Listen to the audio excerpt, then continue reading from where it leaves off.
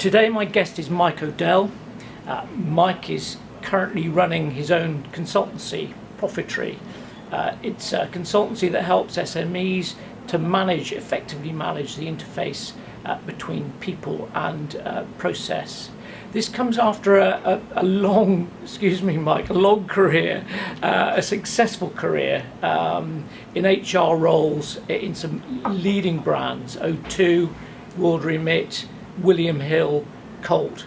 Mike's had a very successful career, and that's why we want to pick his brains today.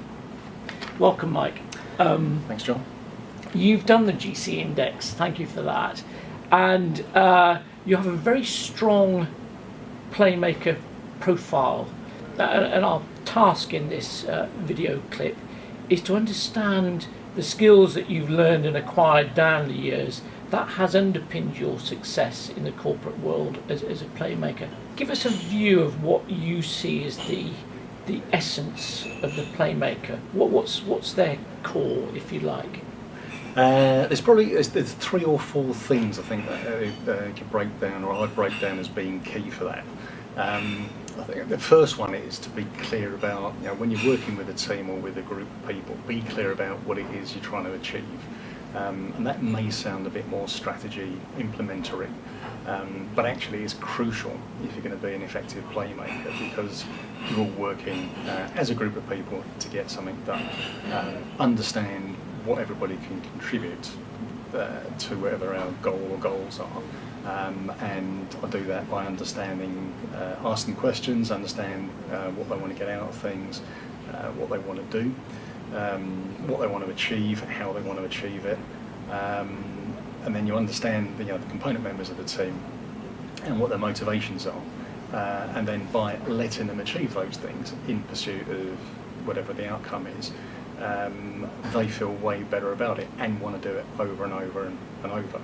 So that's a more powerful, as I found, as a combination, rather than forcing people to do things they're not comfortable with.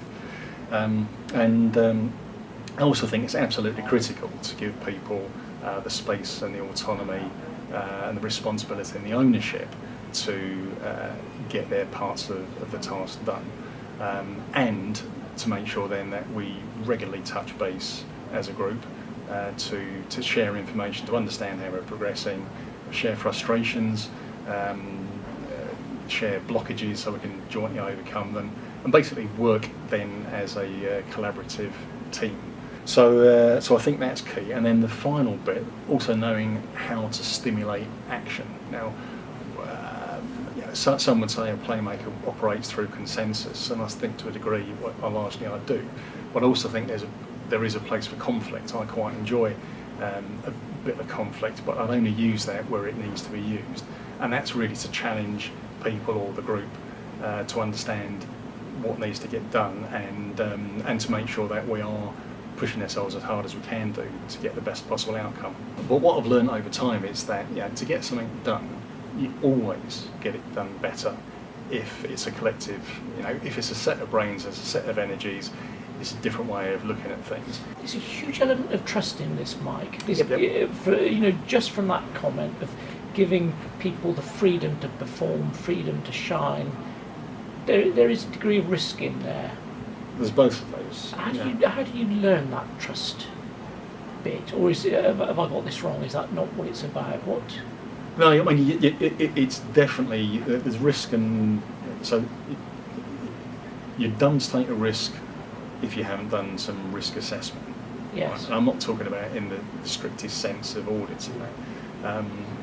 But you build trust by knowing people. So I mean, so that's by getting to know them, understanding them, and then they can prove themselves by having delivered on something. Got it. So part of that relationship building, the skill in there, is just taking a view of what people might be capable of, not capable of. Knowing what to expect of folk helps you to manage that risk. God, that takes some acquiring, I should imagine. Yeah, I mean, and I'm cracking on a bit, so I mean, it's taken me a few years to get to that point. But yeah, I mean, so that's right. But and it is massively rewarding to see people develop actually. So as you give them, you've got the trust in place. Yeah. People don't let you down because they don't deliberately do something bad usually. Yes. And And also, it's great when you can work with people who've got some humility, who, if they do make a mistake or they have taken it down the wrong pathway, can recognise it and then they correct it, and then they've learned and they're bigger and better themselves for the next time around. Yes. Through your experience, you've acquired this philosophy that, you know, collective group is more powerful than people seeking their own ends and their own agendas. Yeah. Those skills that you've talked about, can you bring them to life for us with a story? So when I was working at Colt Technology Services a few years back, my remit was across the whole of Europe and also in India as well. So the 13 countries in Europe thereabouts plus India, each of which culturally very, very different. And what we were working on was improving the engagement index scores for our part of the organisation. So in using my playmaking skills there, that was me making a call to arms, giving people a reason to take part and helping to understand that they could be part of changing something quite significant, and they'd get some personal satisfaction from doing that.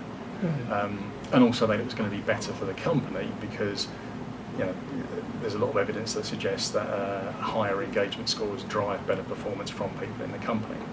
So that was information share and getting people to volunteer for things. I mean, you know, a pressed up man or woman rarely does a good job. Yes, Yeah. that is a Playmaker philosophy, isn't it? Very much. Yeah. Mike, some great stories. Thank you for sharing those with us. I think we've learned a lot about what it means to be a Playmaker, so thank you very much. My pleasure, thank you.